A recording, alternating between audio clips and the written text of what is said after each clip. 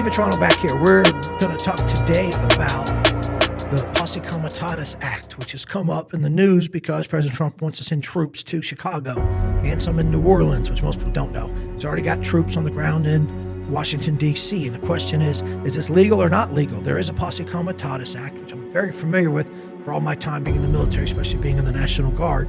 We have certain rules. So I want to address that and give you the facts. Again, I'm here to show you the facts. You say right or wrong, you agree or disagree with what he's doing, but is it even legal? And how is it legal? Why is it legal? The Posse Comitatus Act was passed in 1878 when the President, Rutherford B. Hayes, included that in the military's annual appropriation and authorization bill. That's where the government asked Congress for a certain amount of money for the military. It's to buy equipment or to pay troops, how many troops. So this is something we do every single year. So in 1878, he included this in the appropriations bill. And the reason was the United States was ending the Reconstruction period, which was the 1870s or 1865 through 1876 after the Civil War. And if you're not aware, we had tens of thousands of federal troops that were in the South to try to rebuild the Confederate areas in Nashville, in Atlanta, in Richmond. Because now the Civil War is resolved, we're all Americans again, we're going to try to get along. You can't leave the South devastated and not have any rebuilding. So rebuilt roads, bridges, sewage systems, there was no electricity, but transportation, all these basic services you needed so that people could get back to work, get back to their farming, get back to having a normal life. So that was a Reconstruction, but it meant tens of thousands of troops in the South that people didn't want. So the president said, we're going to get them out of here. They're not going to be deployed to do these things anymore. So that's the reason this was passed. So there's an important note. The Posse Comitatus Act does not preclude the president in any way from calling up the National Guard.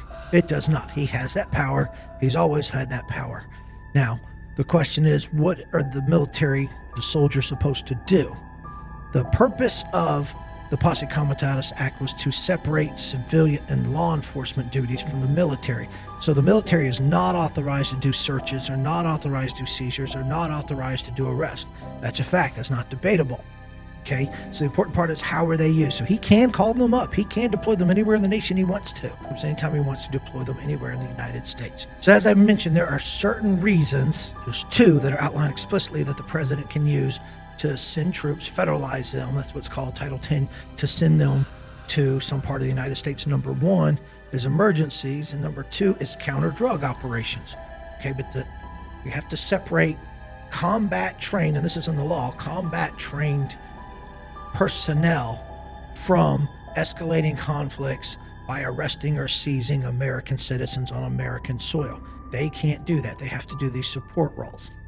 Okay, this applies to all branches of the military. Initially applied just to the Army because that's all we had. The Navy didn't do stuff on land. But now applies to all four branches of the military. One thing you may not know is that every state in the National Guard operates what's called a JSO.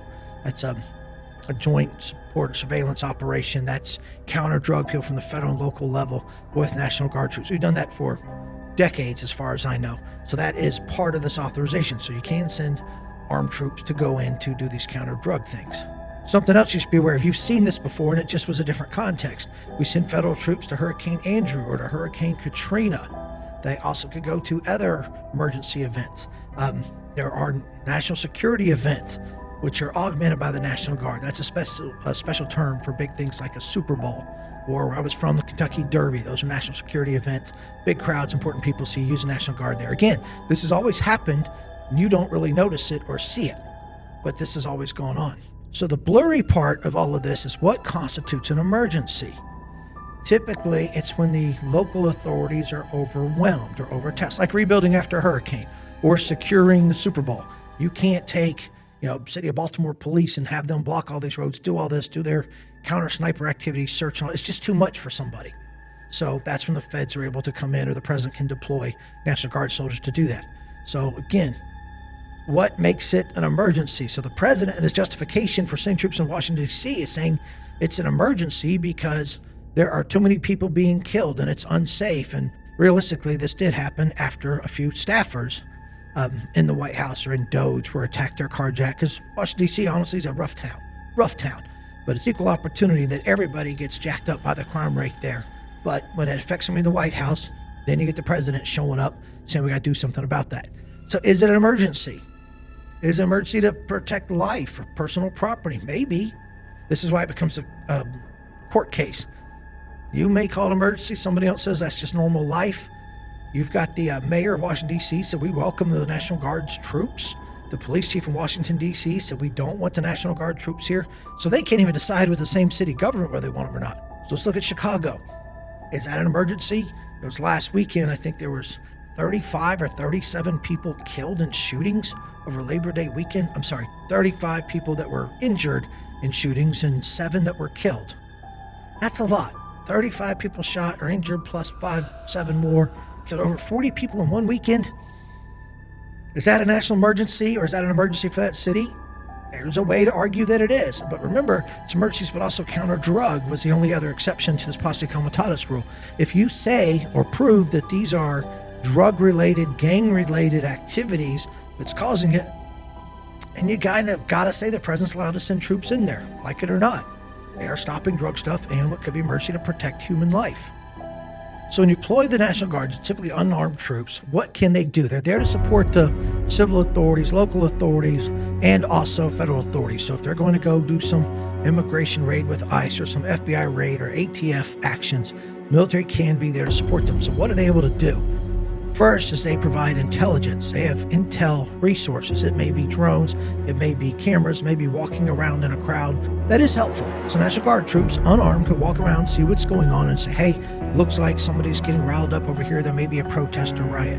Or it could be, we're looking at putting up barricades here. But there's all different intelligence stuff that they do, so National Guard troops can be useful. It also allows the use of National Guard facilities and equipment. They may borrow radar system sets that can be used. They can use their buildings to sleep in. They can use their motor pool that can fix trucks. All of those are enabled to be done. Also, National Guard can be used to train and advise local people. I'm not sure in certain instances, except they may know what local neighborhoods are like, or here's different ways to get to a place, but they can have a training and advising role. They also can conduct maintenance of equipment. If a large truck or vehicle, something is damaged or just plain old breaks, the National Guard mechanics can fix it. Same with aircraft. There's Air National Guard who can fix things. The last thing that they do typically is to provide life support. When you've got all these federal agents or agencies that are in some place, someone's got to house them, someone's got to feed them, someone's got to transport them, someone's got to get them their supplies. We have all this life support activities you call in the military that has to be done. If you send 300 or 400 agents, which they do, to one place, someone's got to take care of them, so National Guard could do that, so that the actual federal agents are out doing their policing action and somebody's bringing them food or water, so they don't have to leave and drive 20 miles to go to see where's a facility that the military can feed them. So that's all those background support tasks they talk about that can be done by National Guard with no question at all. So I'll tell you, I did a very similar job when I was deployed by George W. Bush in 2006 to Arizona border. Went out there with 110 National Guard troops to go and secure part of the border. This was a long time ago. We were out there for 5 to 6 weeks because we get there different times. So what do we do as support? We had observation posts. We had people set up to see who's coming in. We did this day and night. Now they have raised platform observation boxes that go about 30 feet in the air. They're all shaded very well, and people have binoculars and telescopes to see who's coming where. So we did that. We also improved some roads. There's places that the Border Patrol agents need to be able to drive to. There's different routes, so we would fix them, do it so they can get to where they need to be. We also help build barriers. If you want to channel traffic so that it can't go here, so it has to go there, we can do that too. So the National Guard was doing that as well. We also did what's called presence patrols. You simply drive around once in a while the perimeter in a vehicle. People see it, they're going to stop, they're going to pause, they're going to look for an easier way to get in. It's kind of powerful what troops in a Humvee or truck can do. Just visually, they have a psychological effect on people. So we did other things that were as needed, some transportation, things like that. So it's whatever we need so that the Border Patrol agents can be doing their Border Patrol agent job. But here's the key. Again, we're not allowed to do searches or seizures or arrests. That is the key, and that's the rule for Chicago, New Orleans, D.C., wherever you're at. Same with us in Arizona. If we saw a group of people coming in, our job was to call the Border Patrol and say, they're here at this location, come and get them. I've got 8 people, 2 people, 14 people. We call, they bring the vans, they arrest them.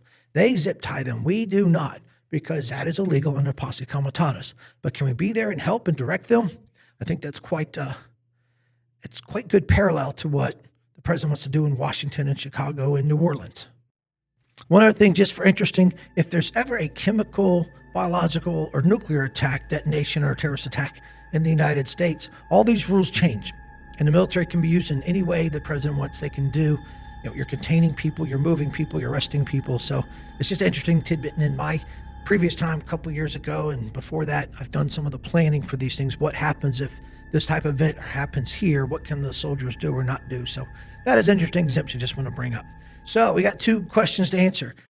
Is it legal for the president to send troops to D.C. or Chicago or wherever else he wants to? The answer is yes, he can. It just depends on what roles or duties he has them perform. Again, not searches, seizures, or arrest, but to support, inform, augment stuff, do some construction, do some visual surveillance, whatever. So that's the important part. The second question, can they be armed? Certain ones, and this is a delicate question, you can be armed only for self-defense purposes if the threat is that high. Generally, these people will be unarmed soldiers. 95% of the time, they're going to be unarmed. You may have some sensitive sites that they could be armed if they need to provide self-defense. Something would really have to happen for that to change. If some protester or somebody got into a fight and they seriously injured or even killed a soldier, that may change the math on that. And then this is just a bad deal for everybody. Nobody wants to be at that spot. But as long as they aren't harmed, they're going to be unarmed.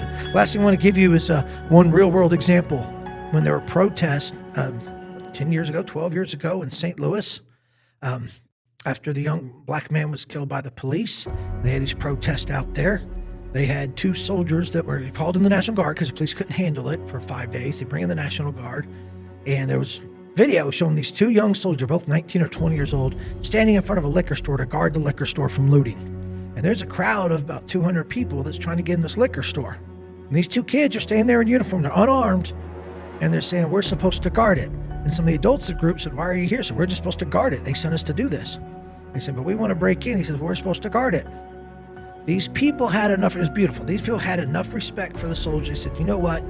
We're not going to break into here. You're guarding it, doing your job. We're not mad at you. You're, for goodness sake, you're a 19 or 20-year-old kid. We're not going to harass you. No one's going to threaten you. They end up talking for a little while. And then you see the video. These kids were kind of terrified. There's a whole mob, and they're the only thing stopping them from raiding the liquor store. But the adults took over, shook hands, they took some selfies, they hung out, the kids finally relaxed. Nobody broke in that liquor store.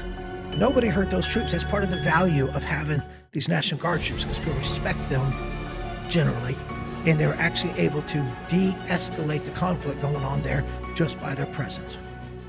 So that's it. Keep watching, keep subscribing, keep getting new updates. Thank you.